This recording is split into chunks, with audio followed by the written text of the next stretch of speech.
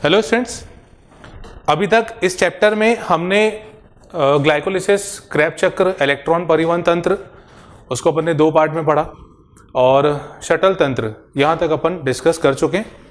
Next topic मैं कराता हूँ, इसमें आज हम पढ़ेंगे किण्वन के बारे में।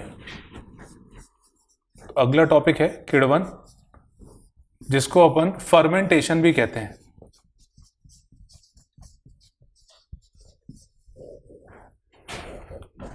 किण्वन के बारे में देखिए, अभी तक हमने देखा था कि जो ग्लूकोज होता है और जो शर्करा होती है, शर्करा का अगर पूर्ण रूप से अच्छे से ऑक्सीकरण हो जाता है तो वो कार्बन डाइऑक्साइड और जल में कन्वर्ट हो जाती है, बदल जाती है।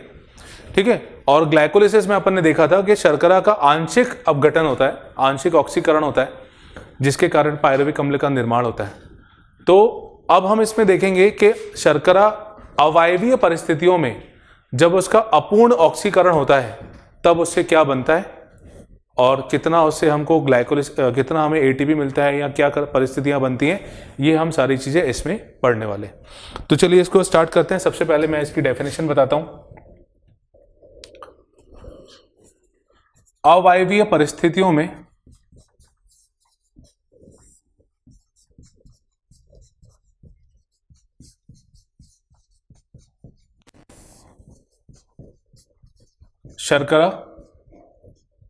शर्करा मतलब मुख्य जो होती है, मेन जो होती है, ग्लूकोज ही होती है। ग्लूकोज का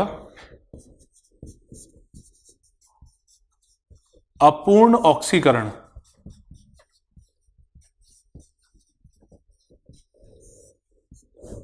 ठीक है, अवायवीय परिस्थितियों में शर्करा का अपूर्ण ऑक्सीकरण किण्वन कहलाता है।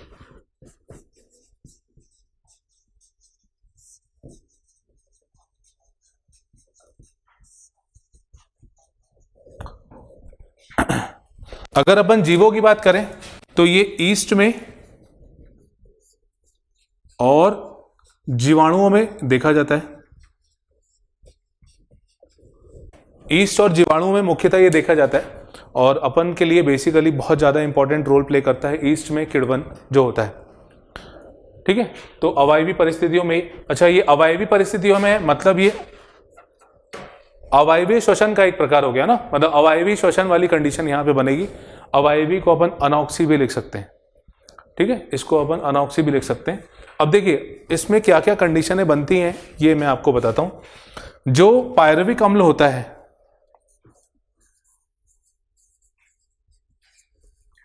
पायरुविक एसिड जो होता है वो अवायवीय परिस्थितियों में, मतलब जब उसको ऑक्सीजन नहीं मिलेगा, यानी इसको हम कह सकते हैं किण्वन होगा।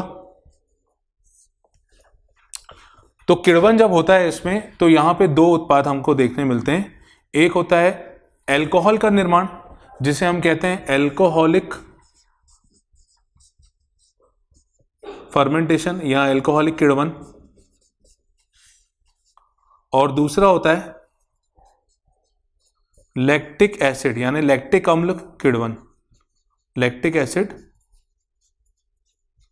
फर्मेंटेशन। ठीक है, ये दो प्रकार का फर्मेंटेशन होता है जब पायरुविक अम्ल जो होता है वो ऑक्सीजन के संपर्क में नहीं आ पाता, या कह सकते हैं कि अवायवीय परिस्थितियां जब बनती हैं तब ये कंडीशन देखने मिलती है। तो अब अपन यहां पे स्टार्ट करते हैं सबसे पहले एल्कोहलिक फर्मेंटेशन के बारे में।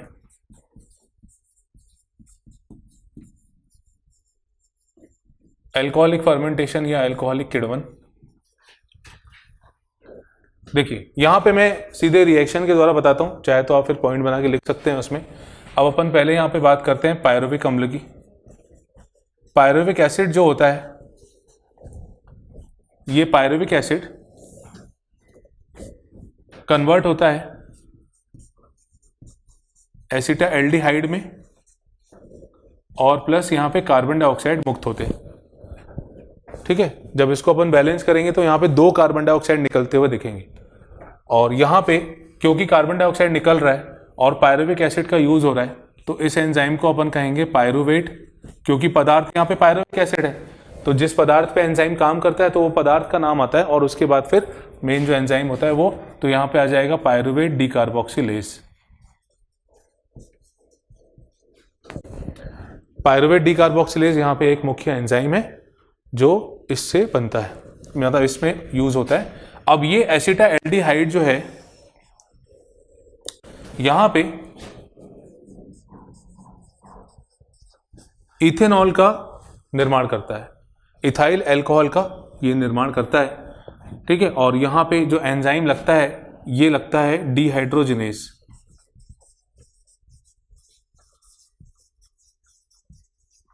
इसको हम अल्कोहलिक डिहाइड्रोजिनेज भी कहते हैं। तो ये एंजाइम यहां पे लगता है। और अगर ओवरऑल हम बात करें, मतलब सीधे अगर हम पूरा एक बात करें तो पायरुविक एसिड से यहां पे अल्कोहल का निर्माण हो रहा है। देखिए ये जो क्रिया है, मतलब पायरुविक अम्ल से अल्कोहल बनने की जो क्रिया है, जो प्रोसेस है, वो 2 चरणों में हो रहा है, 2 स्टेप में हो रहा है। एक तो पायरुवेट डीकार्बोक्सिलेज, और जब ये एसिटाल्डिहाइड बन जाता है तो यहाँ पे इथेनॉल बनता है, ठीक है। मैंने ये सीधे एक डायरेक्ट यहाँ से ये रिएक्शन बताई है, पर ये होती 2 चरणों में है, तो ये आप ध्यान रखिएगा, 2 स्टेप रिएक्शन है ये। इसके साथ साथ यहाँ पे मैग्नीशियम की आवश्यकता होती है, इस प्रक्रिया में मैग्नीशियम की आवश्यकता होती है। और साथ में यहाँ पे NaDH प्लस H प्लस अंदर जाता है और NaD प्लस बाहर आता है। मतलब ये रिएक्शन जो हो रही है यहाँ पे NaDH का उपयोग, NaDH2 का उपयोग होता है, ठीक है। तो NaDH2 यहाँ पे उपयोग होता है और वो कन्वर्ट हो जाता है Na D+ में। तो मैग्नीशियम की आवश्यकता होती है, 2 चरणों में होने वाला प्रोसेस है ये। और कार्बन डाइऑक्साइड इस स्टेप में मुक्त होती है। तो अपन इसको ओवरऑल जब लिखते हैं तो पायरुविक अम्ल से अल्कोहल का निर्माण और साथ में कार्बन डाइऑक्साइड का मुक्त होना ये बताया जाता है, और साथ में NaDH जो है वो NaD+ में कन्वर्ट होता है। तो ये पूरी एक कंप्लीट रिएक्शन हो गई, मेन यहाँ से यहाँ तक है। आप इसको ध्यान में रख के क्वेश्चन सॉल्व करिएगा तो आपको आंसर बिल्कुल सही आएंगे उसके, ठीक है। तो ये पहला हो गया अल्कोहलिक किण्वन। अब अपन नेक्स्ट पढ़ते हैं लैक्टिक अम्ल किण्वन के बारे में। नेक्स्ट सेकेंड हम पढ़ते हैं लैक्टिक एसिड किण्वन के बारे में, और इसी को हम कहते हैं लैक्टिक एसिड फर्मेंटेशन।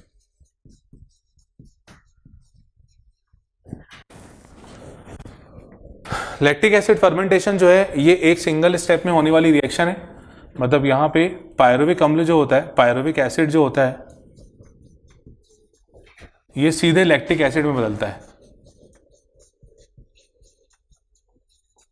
एंजाइम जो यहां पे यूज होता है ये है डिहाइड्रोजिनेस। ऊपर से यहाँ पे जिंक की रिक्वायरमेंट यानी Zn2+ यहाँ पे लगता है, वहाँ पे Mg2+ लग रहा था, यहाँ पे जिंक। साथ साथ में यहाँ पे FMN भी यूज हो सकता है। तो पायरुविक एसिड से लैक्टिक एसिड का बनना, यहाँ पे कोई भी कार्बन डाइऑक्साइड मुक्त नहीं हो रही है, ठीक है। किसी भी तरह से यहाँ पे कार्बन डाइऑक्साइड अपन रिलीज होते हैं वो नहीं देख रहे हैं। तो अगर अपन दोनों को कंपेयर करें, अल्कोहलिक फर्मेंटेशन और लैक्टिक एसिड फर्मेंटेशन को अपन देखें, दोनों में अंतर देखें अगर, तो पहला अंतर तो ये हो गया कि वो 2 चरणों में पूरी हो रही है अल्कोहलिक वाली। ये लैक्टिक अम्ल जो है ये एक सिंगल स्टेप में कंप्लीट हो रही है। वहाँ पे 2 एंजाइम यूज होते हैं, यहाँ पे सिंगल एंजाइम यूज होता है। वहाँ पे मैग्नीशियम की आवश्यकता होती है, यहाँ पे जिंक की आवश्यकता होती है। NaDH प्लस H+ यहाँ पे भी अंदर जाता है, मतलब यूज होता है, और ये कन्वर्ट होके NaD+ के फॉर्म में बाहर निकलता है। तो दोनों में ये स्टेप तो सेम है, ठीक है, ये स्टेप सेम है, इसमें कोई चेंज नहीं आएगा। हाँ, जब मानवों में, ह्यूमन सेल में या किसी भी कोशिका में, जैसे बेसिकली अपन ह्यूमन की बात करें अगर, तो जब कोई इंसान बहुत ज़्यादा एक्सरसाइज करता है, ठीक है, बहुत ज़्यादा व्यायाम करता है, कसरत करता है, तो उस समय उसकी बॉडी में ऑक्सीजन की कमी होती है, क्योंकि जिस दर से ऑक्सीजन प्रवेश करती है, एंटर करती है, वैसे ऑक्सीजन जो अंदर जिसकी आवश्यकता होती है उस दर से वो बाहर से मिल नहीं पाती।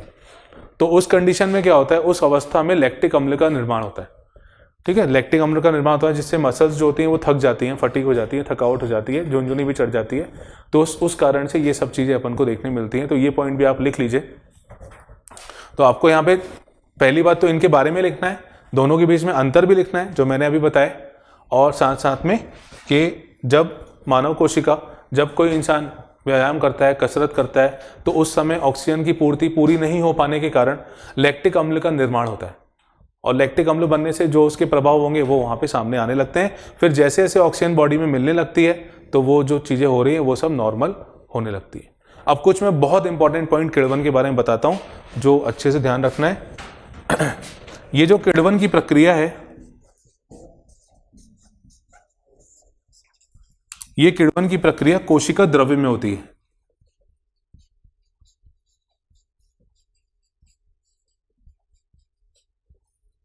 ठीक है, ये जो किण्वन की प्रक्रिया है ये कोशिका द्रव्य में होती है।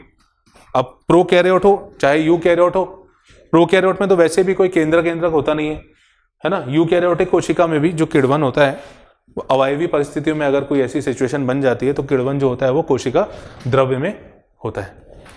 अब दूसरा बहुत इंपॉर्टेंट पॉइंट, जैसे ईस्ट होता है, ईस्ट के शरीर में देखिए, ईस्ट के शरीर में किण्वन हो रहा है। अब किण्वन हो रहा है तो क्या बन रहा है, अल्कोहल बन रहा है। पर ईस्ट जो होता है वो 13% सांद्रता से अधिक अल्कोहल को इकट्ठा नहीं कर पाता। अगर 13% से ऊपर चला गया तो वो अल्कोहल, वो इथेनॉल उस ईस्ट के लिए जहरीला हो जाता है, जिससे उस ईस्ट की मृत्यु हो सकती है और हो जाती है। 13% के अगर ऊपर चला गया तो ईस्ट की मृत्यु हो जाती है, क्योंकि वहां पे जो अल्कोहल उसकी बॉडी में होता है वो उसके लिए जहर का काम करता है। तो ईस्ट के शरीर में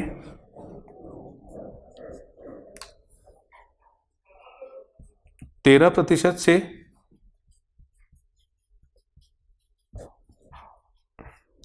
अधिक सांद्रता में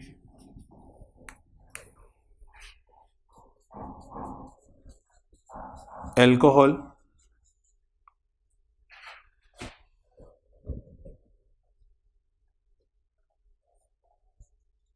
जहर का काम करता है।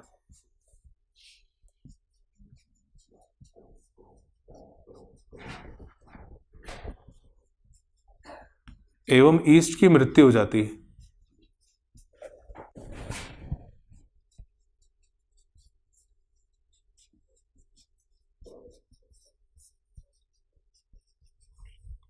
ठीक है, तो एक तो ध्यान रखना, कोशिका द्रव्य में हो रहा है और ईस्ट में 13% से अल्कोहल ज्यादा वहां पे इकट्ठा नहीं हो सकता। मतलब प्राकृतिक रूप में अगर अल्कोहल देखा जाए, अल्कोहल की सांद्रता देखी जाए प्राकृतिक परिस्थितियों में, भाई ईस्ट काम कर रहा है, मतलब ये तो नेचुरल हो गया ना, है ना, ये तो जीव है, ये तो नेचुरल प्रक्रिया हो गई इसके अंदर। तो नेचुरल जो प्राकृतिक रूप में अल्कोहल की सांद्रता होती है वो 13% होती है। अगर अधिक सांद्रता वाला अल्कोहल बनाना है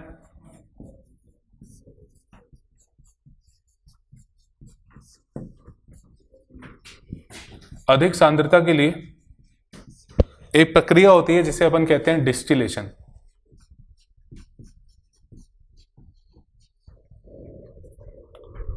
अधिक सांद्रता के लिए डिस्टिलेशन प्रक्रिया उपयोग की जाती है।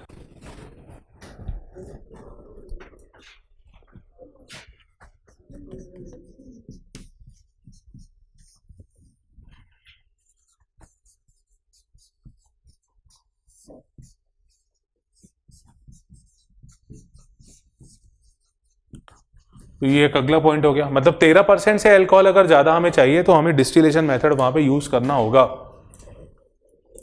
अब किण्वन में देखिए, किण्वन में क्योंकि अपूर्ण ऑक्सीकरण हो रहा है, मतलब वहां पे ऑक्सीजन की उपस्थिति है ही नहीं, तो एटीपी की सांद्रता, एटीपी का जो निर्माण होगा वो भी बहुत कम होगा, सीधी सी बात है। भाई ऑक्सीश्वसन में क्या होता है, ऑक्सीश्वसन में जो भी एटीपी का निर्माण होता है वो इलेक्ट्रॉन परिवहन तंत्र के द्वारा होता है। अगर क्रैब चक्र में NADH2 बन रहा है, FADH2 बन रहा है, तो वो इलेक्ट्रॉन परिवहन तंत्र में जाकर टूटेगा और वहां से एटीपी मुक्त करेगा। ग्लाइकोलिसिस में जो NADH2 बनता है वो भी इलेक्ट्रॉन परिवहन तंत्र में जाएगा और वहां से एटीपी मुक्त करेगा। ठीक है, पर अगर इलेक्ट्रॉन परिवहन तंत्र हो ही ना तो क्या होगा, इलेक्ट्रॉन परिवहन तंत्र क्योंकि ऑक्सीजन की उपस्थिति में होता है, इलेक्ट्रॉन परिवहन तंत्र क्योंकि ऑक्सीजन की उपस्थिति में होता है, तो जो वायवीय जीव हैं उनमें तो इलेक्ट्रॉन परिवहन तंत्र अच्छे से देखा जा सकता है क्योंकि वो तो ऑक्सीजन लेते रहते हैं। पर इस प्रक्रिया का क्या, ये तो अपूर्ण ऑक्सीकरण है ना, ये तो ऑक्सीजन की अनुपस्थिति में होने वाली प्रक्रिया है। तो अगर कोई जीव अवायवीय परिस्थितियों में जीवित है, अवायवीय परिस्थितियों में जिंदा रह रहा है, तो उसकी बॉडी में इलेक्ट्रॉन परिवहन तंत्र तो चलेगा नहीं क्योंकि ऑक्सीजन तो वो लेता ही नहीं है ना। तो उसकी बॉडी में किण्वन के द्वारा एनर्जी उत्पन्न होती है। अब किण्वन के द्वारा होती है मतलब NADH2 का रोल खत्म हो गया, तो NADH2 अगर हट गया तो सिर्फ अगर ग्लाइकोलिसिस की बात करें तो वहां पे केवल कितने एटीपी बचेंगे, 2। क्योंकि NADH2 को तो हम काउंट नहीं करेंगे।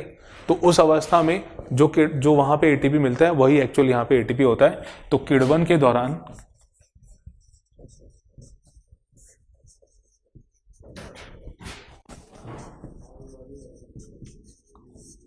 दौरान 2 ATP बनते हैं।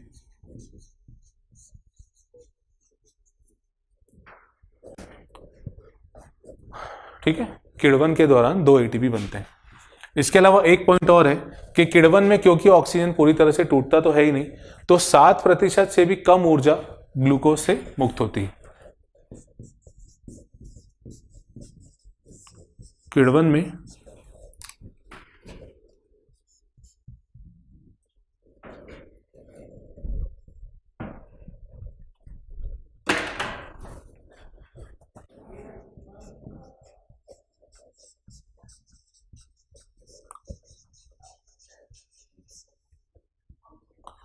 किण्वन में 7% से भी कम ऊर्जा ग्लूकोज से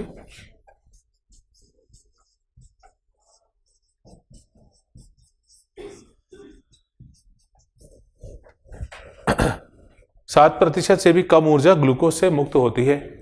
ठीक है, तो ये कुछ पॉइंट्स थे किण्वन के, कुछ इंपॉर्टेंट पॉइंट्स थे। तो किण्वन एक बार जल्दी से रिवाइज करते हैं। ये कोशिका द्रव्य में होने वाली प्रक्रिया है और इसमें अपूर्ण ऑक्सीकरण यानी ऑक्सीजन की अनुपस्थिति में ये प्रोसेस होता है।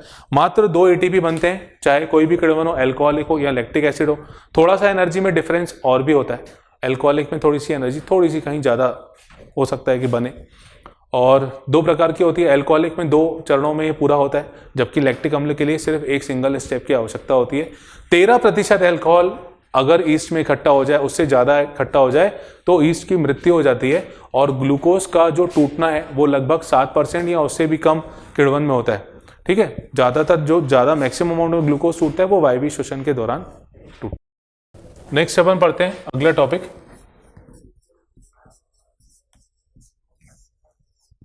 वायवीय श्वसन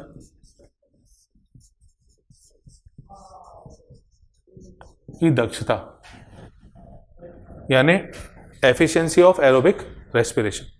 देखिए इसमें क्या होता है, वायवीय श्वसन मतलब ऑक्सीजन की प्रेजेंस में। ठीक है, अब इसमें कुछ चीजें आपको याद करनी है, जैसे एक ATP के टूटने पर 34 किलो जूल ऊर्जा मुक्त होती है।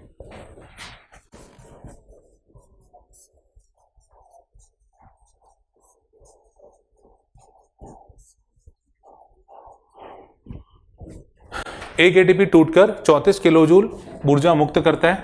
तो अब श्वसन में हमने देखा कि या तो 36 ATP बनते हैं या तो 38 बनते हैं।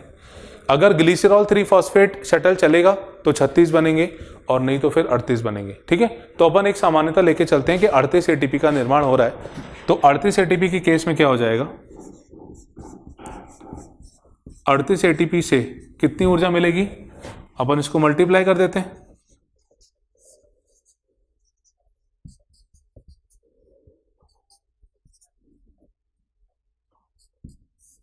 तो 38 ATP से अपन के पास जो एनर्जी आने वाली है वो है 1292 किलो जूल। अपन ने दोनों को मल्टीप्लाई कर दिया तो ये एनर्जी आई हमारे पास 1292 किलो जूल, ये 38 ATP से आई। अच्छा, अब दूसरी बात ये ध्यान रखना कि एक ग्लूकोज जब पूरी तरह से टूटता है तो 2870 किलो जूल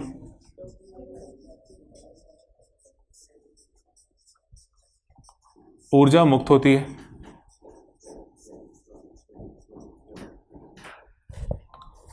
एक ग्लूकोज अणु जब पूरी तरह से टूट जाता है तो 2870 किलो जूल ऊर्जा वहां से मुक्त होती है। अब इस कंडीशन में क्या होगा, ये कंडीशन इसमें ऐसे बनेगी कि अब हमको दक्षता निकालनी है यानी एफिशिएंसी निकालनी है।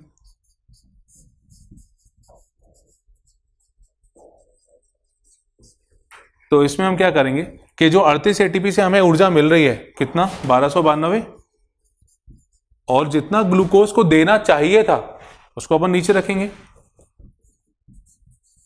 और परसेंट में चाहिए तो हम इनटू 100 करेंगे। ठीक है, तो जब अपन इसको सॉल्व करेंगे तो ये लगभग 45% के आसपास पहुंचता है। मतलब ग्लूकोज जो है ये श्वसन के दौरान 45% ही टूट पाता है और ऊर्जा मुक्त करता है कितनी, 38 एटीपी यानी 1292 किलो जूल, जबकि कुल ऊर्जा उसमें होती है 2870।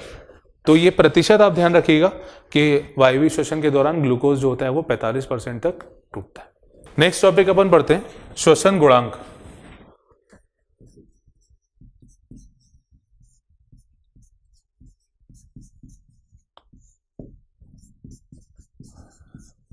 श्वसन गुणांक को अपन श्वसन स्थिरांक भी कहते हैं, रेस्पिरेटरी कोशेंट कहते हैं इसको इंग्लिश में, और शॉर्ट में हम इसको कहते हैं RQ, रेस्पिरेटरी कोशेंट मतलब RQ। अब ये रेस्पिरेटरी कोशेंट क्या होता है, देखिए RQ का मतलब होता है, श्वसन गुणांक का मतलब होता है छोड़ी गई कार्बन डाइऑक्साइड का आयतन,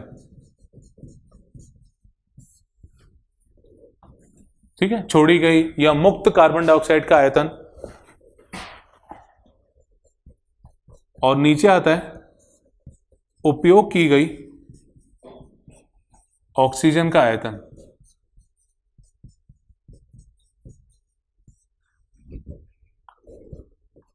अगर हम इन दोनों का अनुपात देखेंगे तो जो आंसर आएगा वो आएगा अपना RQ, ठीक है। कार्बन श्वसन के समय अपन कार्बन डाइऑक्साइड जो छोड़ते हैं उसका आयतन और अपॉन ऑक्सीजन नीचे जो आयतन आएगा वो अपन रखेंगे, तो इसको अपन कहते हैं RQ। RQ की कोई यूनिट नहीं होगी, कोई इकाई नहीं होगी, क्योंकि ऊपर भी आयतन है नीचे भी आयतन है, तो उसकी कोई इकाई तो निकलेगी नहीं। अब अपन अलग अलग केस देखते हैं कि किस केस में कितना RQ होता है। ये इंपॉर्टेंट टॉपिक है, क्वेश्चन इसका पूछा जाता है एग्जाम में। तो सबसे पहले मैं बताता हूं आपको कार्बोहाइड्रेट के केस में, केस 1 कार्बोहाइड्रेट मतलब शर्करा के लिए।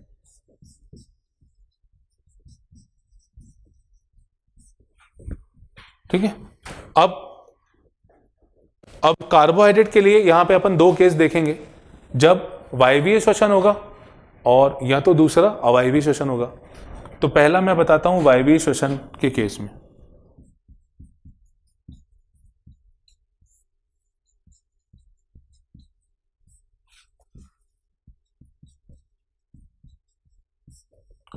ठीक है, वायवीय श्वसन के लिए क्या कंडीशन, क्या कहानी यहां पे बनेगी, देखिए हमें वायवीय श्वसन की इक्वेशन ध्यान है, C6H12O6 प्लस 6O2, ये क्या देता है 6 कार्बन डाइऑक्साइड और 6 वाटर। ये श्वसन की रिएक्शन है ना। तो यहां पे जब अपन इसको सॉल्व करेंगे तो देखिए RQ का मान क्या हो जाएगा, 6 कार्बन डाइऑक्साइड मुक्त हो रही है अपॉन 6 ऑक्सीजन यूज हो रही है। ऊपर कार्बन डाइऑक्साइड रखना है, नीचे ऑक्सीजन रखना है। तो जब इसको अपन सॉल्व करेंगे तो ये 6 और 6 कट जाएगा, तो आंसर आएगा 1। तो वायवीय श्वसन के लिए RQ का जो मान होता है वो होता है 1। ये आपको बहुत अच्छे से ध्यान रखना है, क्योंकि क्वेश्चन इस टॉपिक से बनते हैं। ठीक है, तो ये हो गया वायवीय श्वसन के लिए। अब दूसरा आता है अवायवीय श्वसन के केस में।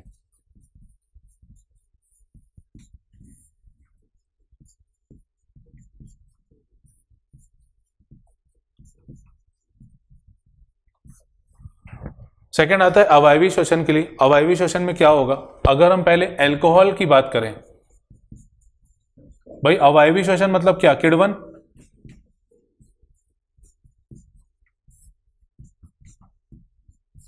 अब अल्कोहलिक किण्वन में क्या होता है, आपको ध्यान होगा कि वहां पे 2 कार्बन डाइऑक्साइड निकलते हैं।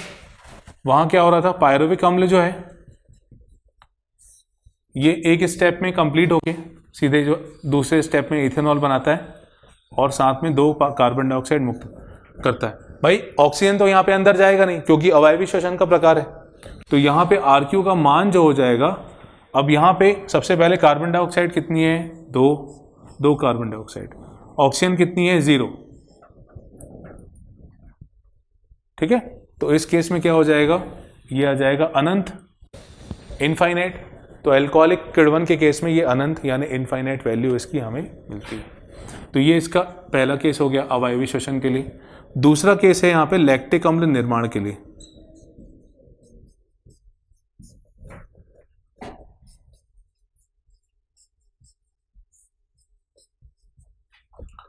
ठीक है, लैक्टिक अम्ल किण्वन के समय क्या होता है, पायरुविक अम्ल जो होता है, पायरुविक एसिड जो होता है वो लैक्टिक एसिड में, लैक्टिक अम्ल में बदलता है और कोई कार्बन डाइऑक्साइड मुक्त नहीं होता। ऑक्सीजन तो वैसे भी यूज नहीं हो रही थी, कार्बन डाइऑक्साइड भी यहां पे मुक्त नहीं होता। तो RQ का मान यहां पे हो जाएगा, कार्बन डाइऑक्साइड 0 है, ऑक्सीजन 0 है, तो यहां पे आंसर आएगा 0। तो RQ का मान लैक्टिक अम्ल के केस में 0। यानी यहां पे अपन ने कार्बोहाइड्रेट के 3 केस देख लिए।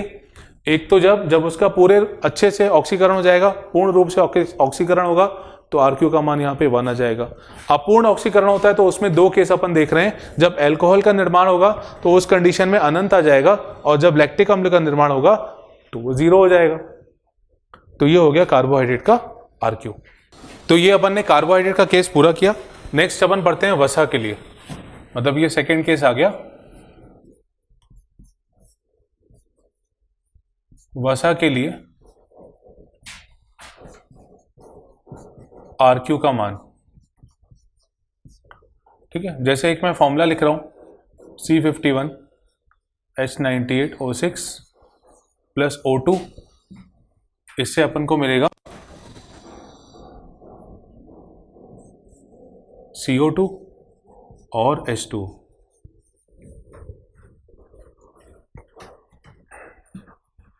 यहां पे हो जाएगा 105, 145, 102 और 98। यहाँ डबल कर देते हैं इसको, है ना। तो कार्बन हो जाएगा 102, या ये इस इक्वेशन को बैलेंस किया अपन ने। अब यहाँ पे जब RQ का मान निकालेंगे तो कार्बन डाइऑक्साइड मुक्त हो रही है 102 अणु इसके, और ऑक्सीजन कितनी है 145। तो जब अपन इसको सॉल्व करेंगे तो ये आंसर आता है 0.7। तो RQ का मान वसीय पदार्थ के लिए होता है 0.7। कोई भी वसीय पदार्थ हो वो 0.7 ही आएगा। और ये जो है ये है ट्राईपाल्मिटिन। तो ट्राईपाल्मिटिन के लिए जो RQ का मान होता है और वसीय पदार्थ के लिए जो RQ का मान होता है वो होता है 0.7। तीसरा केस अपन देखते हैं प्रोटीन के लिए।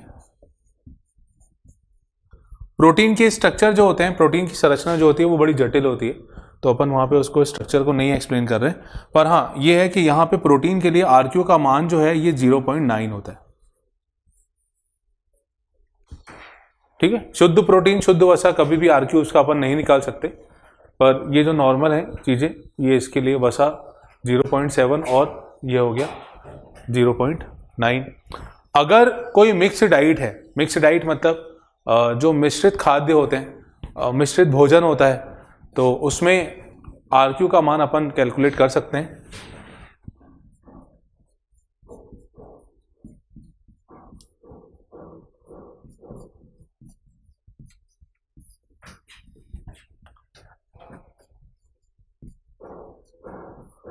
ठीक है, इसके लिए अपन मिक्स्ड डाइट भी लिख सकते हैं।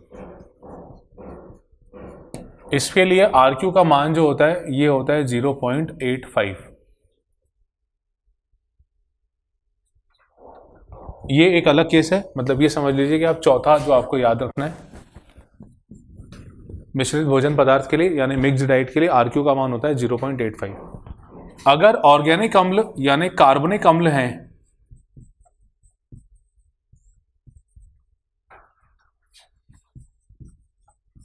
कार्बनिक अम्ल के लिए, अब देखिए कार्बनिक अम्ल जो होते हैं, कार्बन उसमें ज्यादा मात्रा में निकलेगा भाई, कार्बनिक अम्ल तो कार्बन तो ज्यादा हो गई, और जब वो पूरी तरह से जब वो टूटेंगे तो कार्बन डाइऑक्साइड ज्यादा मुक्त करेंगे।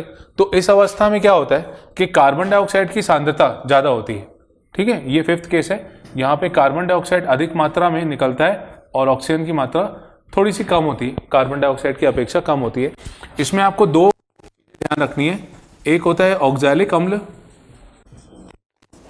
और दूसरा होता है मैलिक अम्ल। ऑक्सैलिक अम्ल के लिए RQ का मान जो होता है ये होता है 4, मैलिक अम्ल के लिए RQ का मान होता है 1.33। तो ये 2 नंबर आपको अलग से ध्यान रखने कि ऑक्सैलिक अम्ल के लिए, मतलब देखिए जो कार्बनिक अम्ल है यहाँ पे RQ का जो मान है आपको दिख रहा है 1 से ज़्यादा जा रहा है। यहाँ पे RQ का मान जो होता है वो 1 से ज़्यादा होता है। अब 1 से ज़्यादा तो होता है और अपन को 3 चीज़ों के लिए, एक तो ऑक्सैलिक अम्ल के लिए ध्यान रखना है कि ये 4 होता है, और दूसरा मैलिक अम्ल के लिए ध्यान रखना है कि ये 1.33 होता है। ठीक है।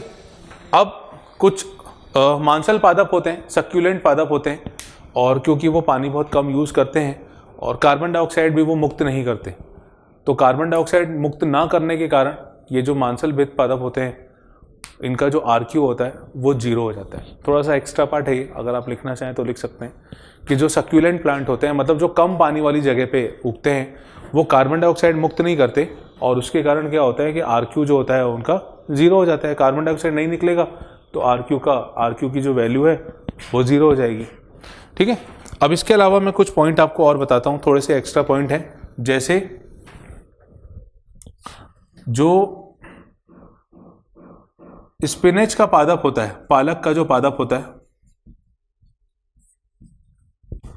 उसमें साइनाइड रेजिस्टेंट पथ चलता है।